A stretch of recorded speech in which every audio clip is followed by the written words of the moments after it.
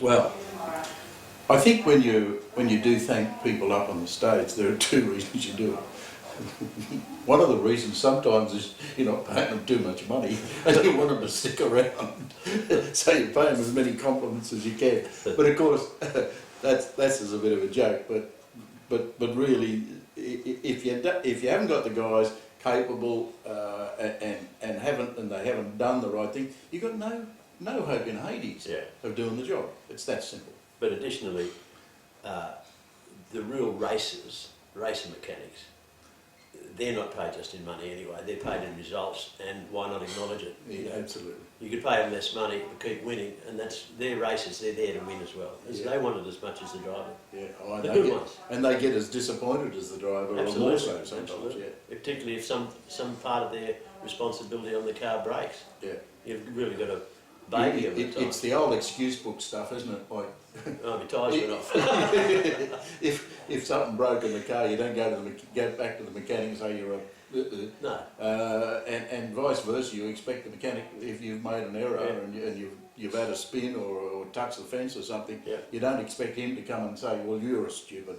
No, I've never been reticent, never had any trouble in getting stuck straight into somebody if I didn't agree with them or they did the wrong thing. However, I can't remember a time when a mechanic, even though he's made a simple, stupid mistake, when I've ever got into and abused him, because the object is to lift him through that for the next race, because that's what's on next week. Oh, absolutely. I've had a couple of instances of things not being done properly, and then you just go, well, that's what's happened.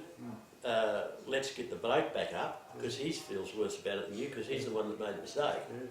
So let's get him and get on with it. I'm glad you have the same philosophy on that I do.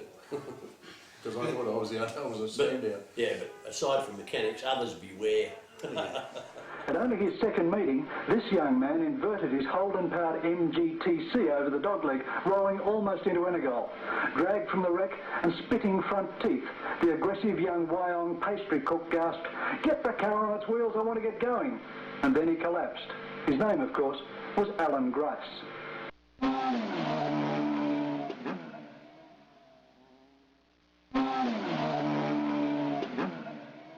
40 kilometres away from this magnificent harbour, the Sydney Opera House and the hustle and bustle of the downtown area, the rural retreat of Annangrove can be found.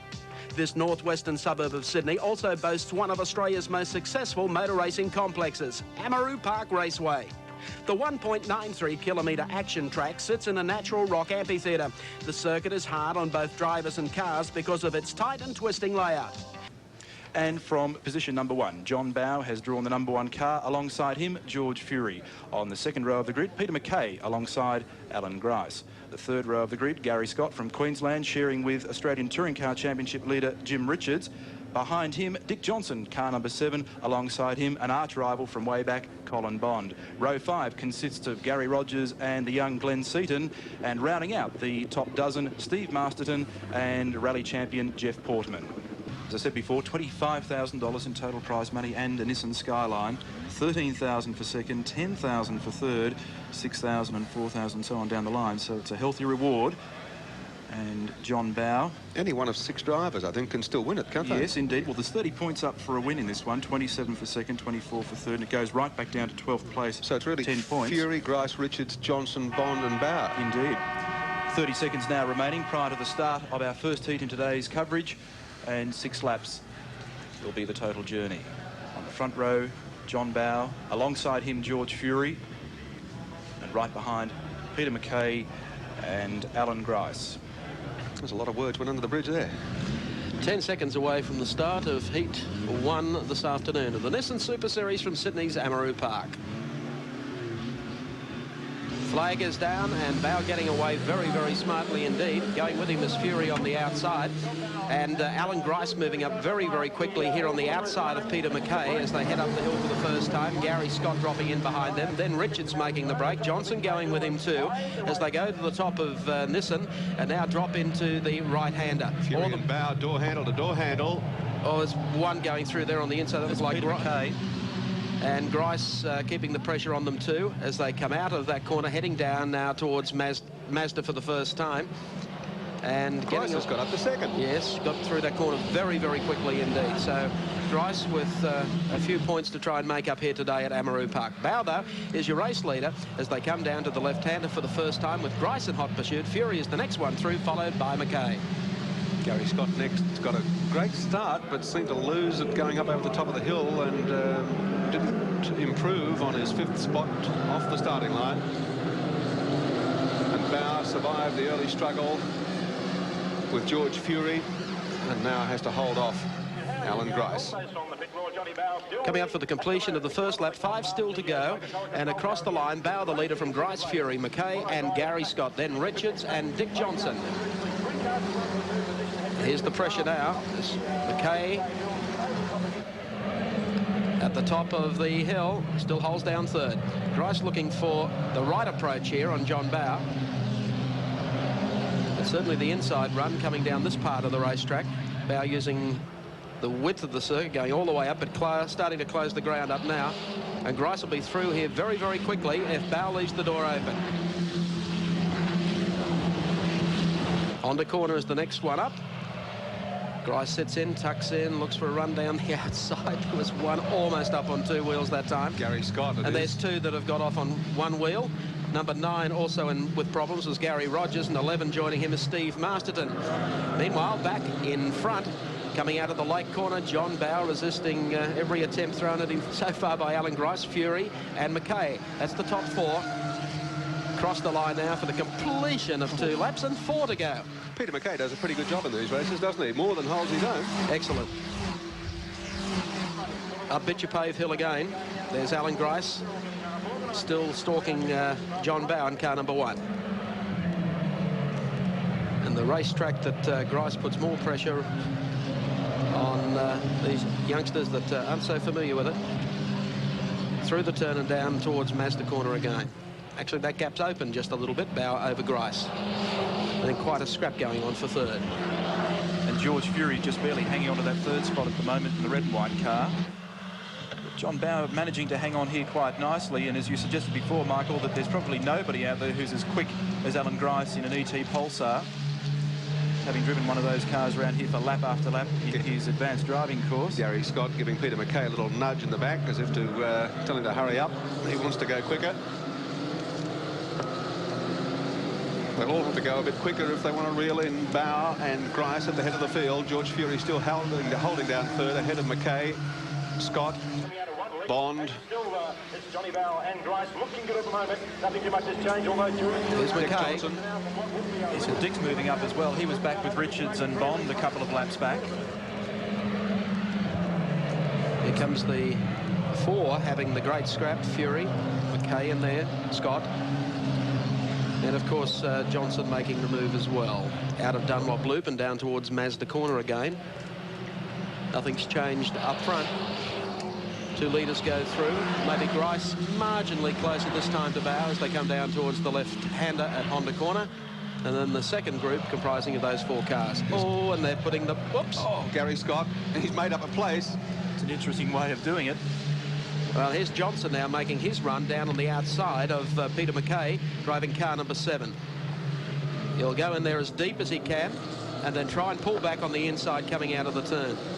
It's good if you've got a little more horsepower to play with, but they're so close, these cars. Forced to duck in again and get the wind assistance up the straight, but he's keeping the pressure on McKay, almost touching the wall there as they come out of the bend. Still a couple of laps left to run, heading up Bitcher Pave Hill again.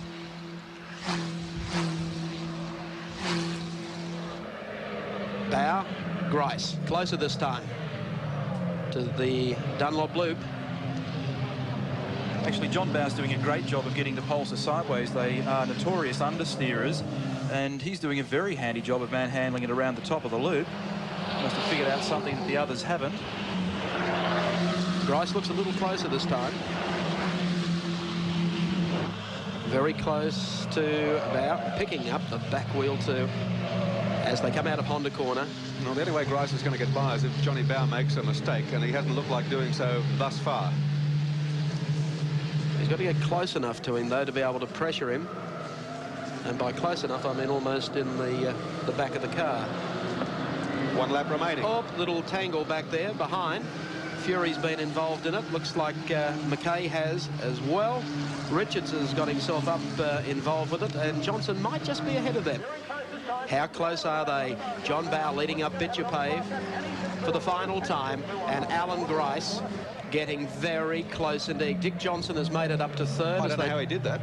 There was obviously that little scuffle down at the lake corner. And now coming out of the loop for the final time, John Bow has done one heck of a job so far, but he'll have to close this racetrack up. Grice is quick through here and really getting it sideways coming out of the bend.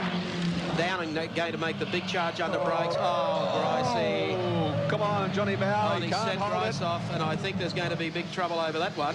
Number 5 is ranging up quickly. Gary Scott taking a run on Grice as they come down to the lake corner for the final time to the right-hander. Johnson's back to 4th, Bow 3rd, Scott 2nd, pressuring Grice for the lead. There goes the bumper bar off the back of Grice's car as Gary Scott gets stuck into the back to Wonderlick corner for the last time. An amazing conclusion to this 6th lapper. I think it'll be Grice. Gary Scott nudges the wall. The checkered flag out. Grice the winner. Scott 2nd. John Bow 3rd. Dick Johnson 4th. Peter McKay, George Fury, Jim Richards, Colin Bond, Glenn Seaton. Goodness me. Well, the president of the ARDC showing them the quick way around the racetrack here today. Don't know whether he's going to get too many memberships with the tactics in the final corner. Let's take a recap.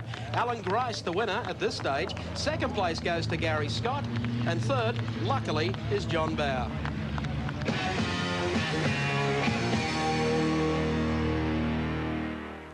Of course, Mr. Grice over here was very intent on not having things finished that way. You took the first heat today.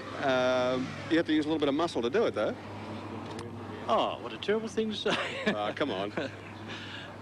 No, they're both good races. Unfortunate to see the damaged cars. There were the same sorts of damaged cars at Adelaide, which is only last week.